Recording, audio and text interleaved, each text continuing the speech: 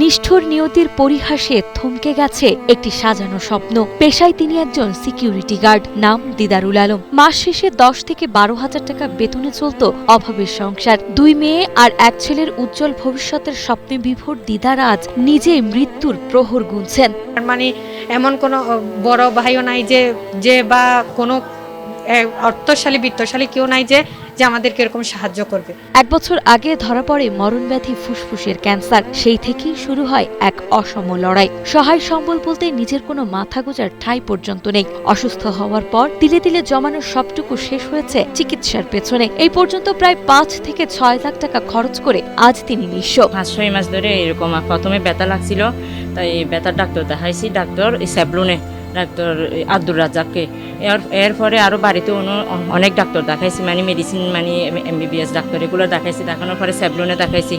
স্যাবলুনে দেখানোর পর সিডেম মেডিকেলে নিয়েছি। সিডেম মেডিকেলে পরীক্ষা নিরীক্ষা, মাংসের পরীক্ষা, মানে সম্পূর্ণ পরীক্ষাগুলো দিছে, এই এমআরআই দিছে। এই পরীক্ষাগুলো করানোর পর ওর মানে ক্যান্সারটা ধরা পড়ছে। চিকিৎসকরা জানিয়েছেন একটি কেমোথেরাপি আর রেডিওথেরাপিতে খরচ হচ্ছে 50,000 থেকে লক্ষাধিক টাকা। সুস্থ হয়ে উঠতে প্রয়োজন আরও 15 থেকে 20 লাখ টাকা, যা জোগাড় করা এই ভূমিহীন সিকিউরিটি গার্ডের পক্ষে আকাশকুসুম কল্পনা মাত্র। দিদারের সন্তানদের চোখের পানি যেন বারবার একটি প্রশ্নই করছে, অর্থের অভাবে কি তবে হেরে যাবে একটি প্রাণ?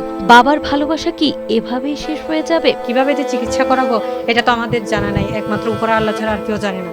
তো যদি একটু সাহায্যের হাত যদি আমাদের কাছে বাড়িয়ে দেন আপনারা, মানুষ হয়ে মানুষকে যদি একটু সাহায্য করেন, তাহলে আমরা উপকৃত হব। আমার বাবাকে শেষ পর্যন্ত একটু চিকিৎসাটা অন্তত দিতে পারবো। ডাক্তারদের মতে সঠিক চিকিৎসা পেলে এখনো দিদারুল আলমকে বাঁচানো সম্ভব, কিন্তু সেই পাহাড় সম খরচ কে বইবে? সরকার এবং সমাজের হৃদয়বান ও বৃত্তবান ব্যক্তিরা যদি সহমর্মিতার হাত বাড়িয়ে দেন, তবেই হয়তো রক্ষা পাবে এই অসহায় পরিবারটি। এখন আমার মানে আয়ের কিছু রোজগারে কেউ নেই। 2টা মেয়ে, একটা মেয়ে বিয়ে দিয়ে ফেলছে, আরেকটা মেয়ে কিন্তু রোজগার করার মতো কেউ নেই। ওর যারা সাহায্য করছে ওর দিক দিয়ে ওর চিকিৎসা মোটামুটি এখন চলাইতেছি এই বিগত 1 মাস ধরে, কিন্তু ওখান থেকে চলতেছি। আমার কোনো টাকা নেই। আমার জামাই একটা সামান্য দারোয়ানি চাকরি করছে, 7-8 হাজার টাকার মতো পাইতো, ওগুলো দিয়ে আমরা চলতাম। কিন্তু এখন হঠাৎ করে দিয়ে এত বড় একটা ব্যায়াম হয়ে গেছে।